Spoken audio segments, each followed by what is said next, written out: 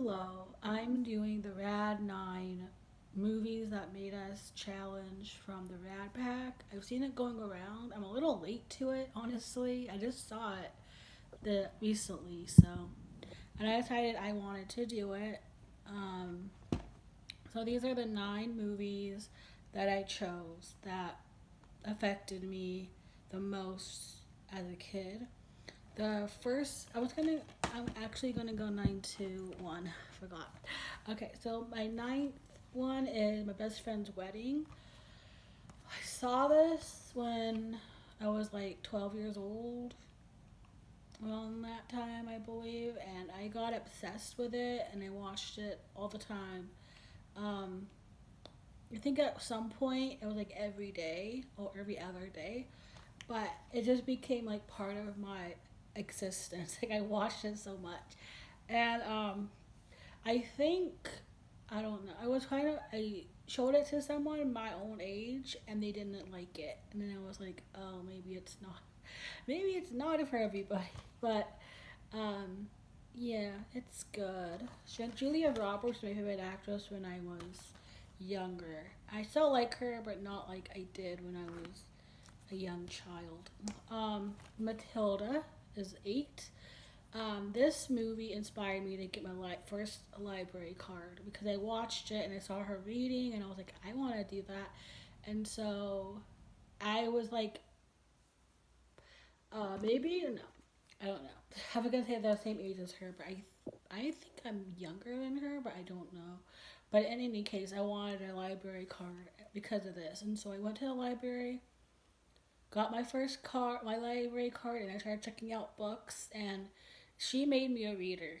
She made me a reader because I was inspired by her, and I was like, I want to do that.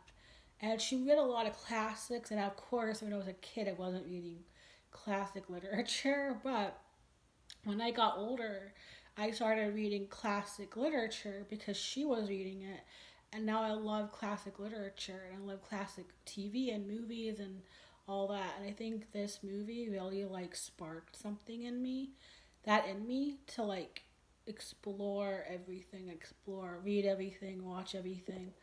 And yeah, it really did change like so much of my life. Next is Beautiful 7.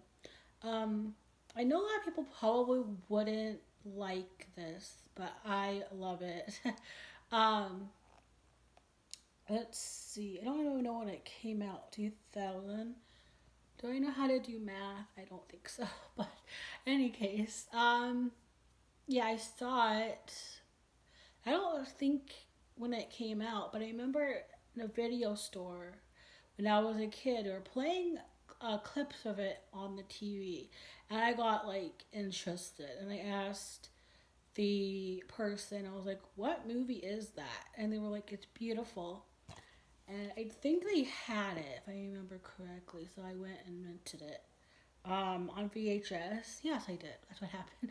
I was like, okay, and so I guess I asked if they had it in, and they did. So I went and I rented it, and it became everything to me fairly really quickly. And I was like renting it a lot, and then I got my went to the mall with my mom, and we went into a bookstore because I've again I left reading at that point. So I was looking at books, and she was like, "I'm gonna go look at some stuff upstairs," and I was like, "Okay, go shopping upstairs somewhere." And so then she came back, and she had the VHS of Beautiful, and I was like, "Oh my god!"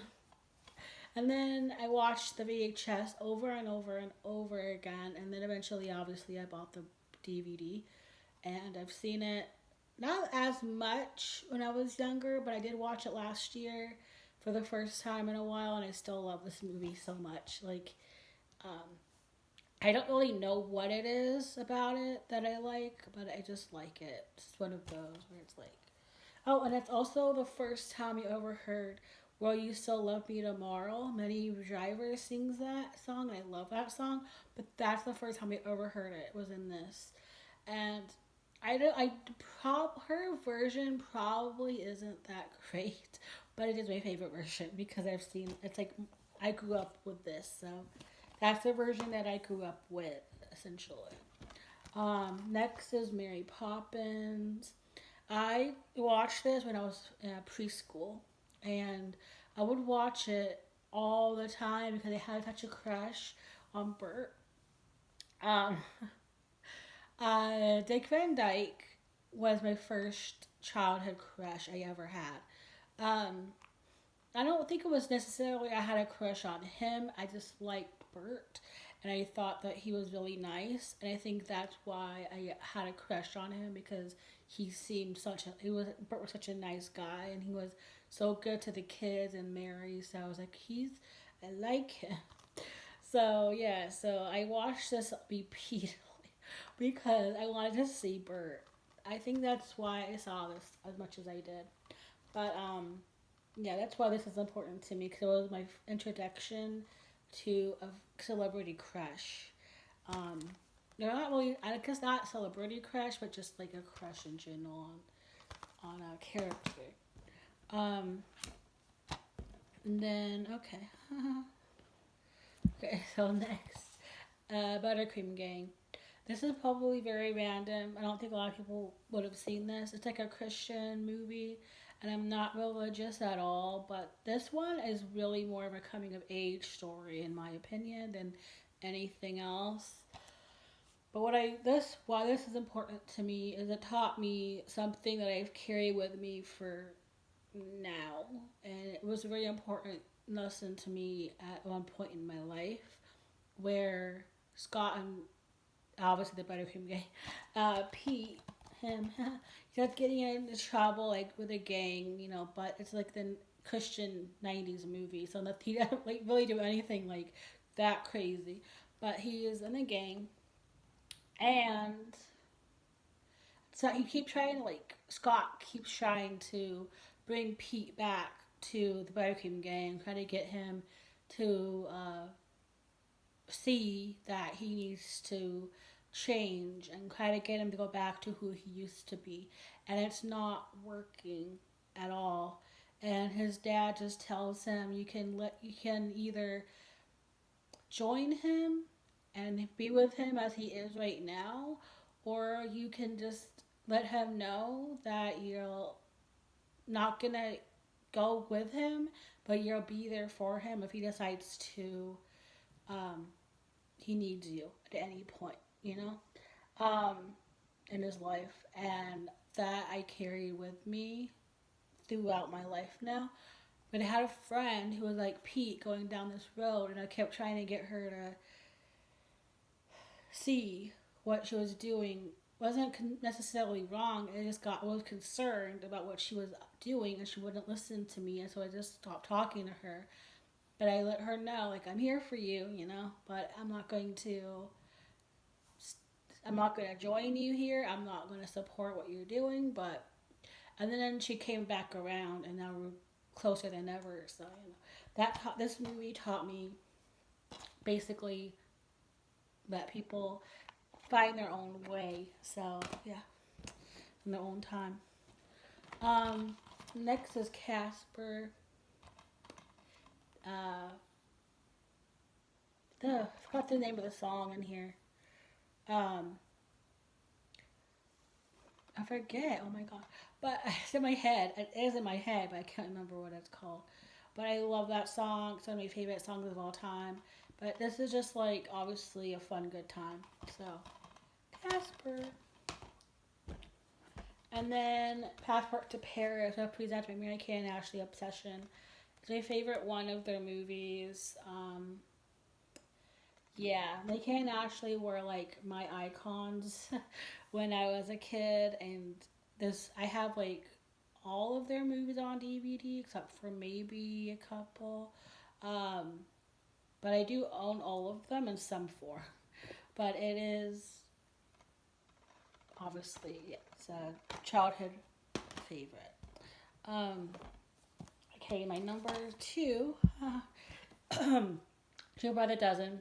This is such a comfort watch for me, and it's one of my most watched movies that I have in my entire collection. And yeah, I don't know what else to say about it. It's just pure and wholesome. And then my number one is Hansel and Gretel. This is going to come up on another list, but this movie was my favorite movie when I was in preschool. 4 years old, 5 old. This was my favorite movie. Uh, it's interesting because I remember going into the video rental store and the VHS looked like it was like Gingerbread House that's in the movie was on the cover, and that just like interested me, and I just was like, "That's pretty. I want to watch. I want to watch this." And so I rented it. I didn't rent it. My mom rented it for me, and I watched it over and over and over again. And every single time I would go to the rental store, I would rent it. This is the one movie I would rent over and over and over and over again.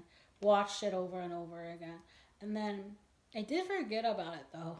Eventually, I don't think we ever had it on VHS because if we did, I know I would have watched it to death. So I know we didn't have it on VHS. Um, and then like a few years ago, I found it on Amazon, and I was told my mom, I was like, "It's on DVD," and she bought it for me, and it's one I've seen so much since I got it. It has Cloris Leachman and it has David Warner. Um, and it maybe it's not as good as I think that it is because honestly, I've read reviews and people are like, it's not that good. So if don't go into it with any expectation, maybe, but um, there's was my kind of introduction to a strong female character, and I think that's probably giving Gretel a little too much credit, maybe, but I think she was. I think for the situation that she was in, she was. I think that was my introduction to like a strong female lead. And the scare that this the I they did scare me a little bit when I was little because there's a scene where Gretel sneaks downstairs to see what the grandmother is doing, or the witch is doing, and Cloris Leachman's the witch. So it's just you know, but she was Cloris was standing with her back to the store, and Gretel's like peeking in, and Cloris goes, "I know you're there. I can smell you." So like every time that I would get to that part, I would hide under covers or like hide under pillows or whatever. Like it scared me to death. Um, but yeah, those are my top 9 movie that made me. I hope you enjoyed, and that's all.